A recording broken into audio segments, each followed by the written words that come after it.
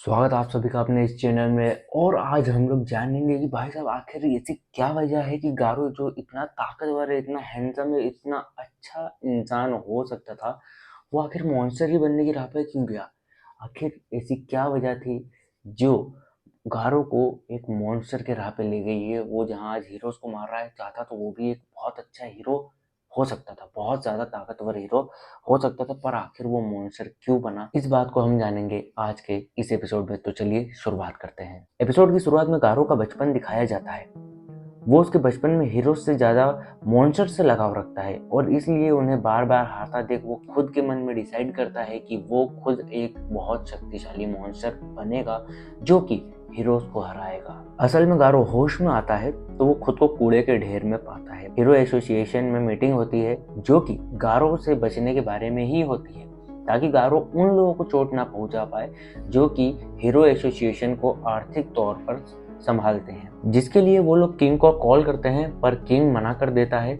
पर metal bed को call करते हैं तो मेटल बेड इस बात से हाँ कर देता है और वो लोग मेटल बेड के साथ जाते हैं एक रेस्टोरेंट में, जहां मेटल बेड खुद के ही लिए गए इस फैसले को पछताता है कि आखिर मैंने क्यों हाँ कर दी, मैं क्यों इन लोगों के साथ आ गया। मेटल बेड को उसकी छोटी बहन का कॉल आता है जिससे बात करने के लिए वो उन लोगों से दूर चला जाता है। पर तभी कुछ ऐसा होता है कि दो मॉन्स्टर आते हैं और इन दो खास लोगों पर अटैक कर देते हैं और इन्हें किडनैप करने की कोशिश करते हैं कि तभी मेटल बेड वहां टाइम पर पहुंच जाता है और दोनों की अच्छी खासी धुलाई कर देता है। पर इसमें से एक मॉन्स्टर इतना ताकतवर होता है कि वो उसको एक बार मारा जाए तो वो दूसरी बार और ज्यादा भयानक और बड़ा रूप ले लेता है और कुछ ऐसा ही होता है। और ये जो मॉन्स्टर है मेटल बेड और बाकी के जो दो लोग हैं उन्हें बाहर फेंक देता है। वहीं साइटामा चारांको बनकर टूर्नामेंट में घुस तो जाता है, पर उसकी मुलाकात एक ऐसे इंसान से होती है जो कि ऑलरेडी पहले से चारांको को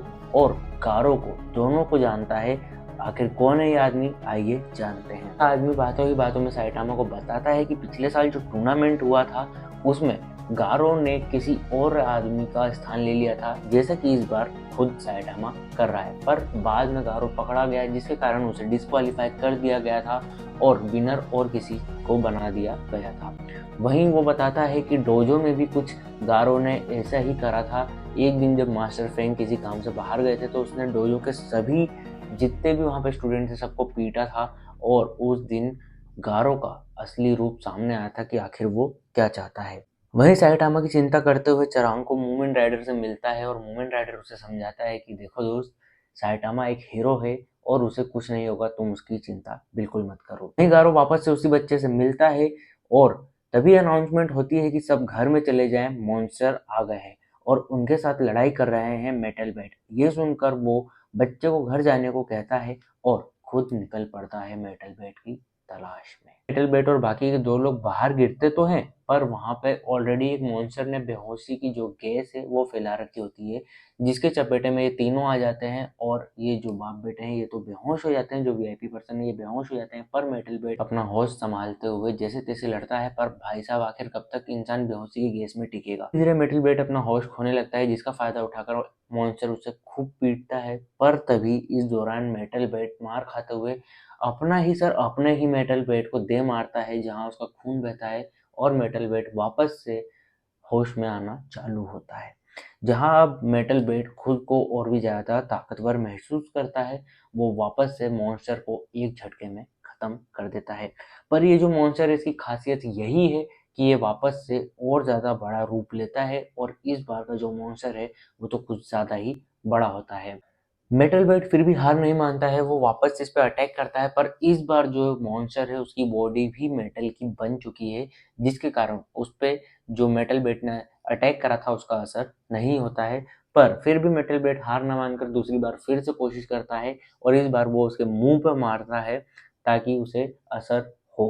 और ऐसा करने पर वो जो मॉन्स्टर है वो जा घुसता है जमीन पर और मेटल बेड बहुत जोरदार तरीके से एक दूर की जगह पे फेंकाता है, जहां गारो उसे ढूंढते हुए पहुंच जाता है और यहाँ पे चालू होती है गारो और मेटल बेड की लड़ाई। तो उम्मीद करता हूँ कि आपको आज का वीडियो बहुत पसंद आया होगा और जैसा कि आपने देखा कि भैया जो वीडियो का अंत है वो वहां पे हुआ है जहां नहीं होना चाहिए था, थोड़ा-सा और वीडियो चल जाता तो मज़ा आ जाता, क्योंकि हमें देखने के लिए मिलता कि गारो और मेटल बेड की फाइट कैसे होती है। जहाँ गारो है, गारो भी जब ज़ख्मी होता है तो उसे और ज़्यादा मज़ा आता है। जैसे हमने देखा था टेंट टॉप के समय पे, जब गारो ज़ख्मी हुआ तो उसने सबको सुला ही दिया था एक तरीके से, मतलब मौत की नींद के लगभग तो कोमा में सुला ही दिया था। पर यहाँ पे जो मेटल बेट है वो जितनी बार खुद को मार रहा है या जितनी बार पीटा जा रहा है, वो भी वापस से अपनी जो ताकत है उसको वापस ला रहा है और ज़्यादा पावरफुल बन रहा है। तो अब नेक्स्ट एपिसोड में देखने वाली बात होगी कि इन दोनों की जो कड़ाके की टक्कर होगी इसमें कौन जीतता है। इसी के साथ मैं चलता हूँ, कल फिर मिलूंगा आपको इसी टाइम पर इसी चैनल पर एक नए एपिसोड के साथ। तब तक आप लोग अपना ख्याल रखें।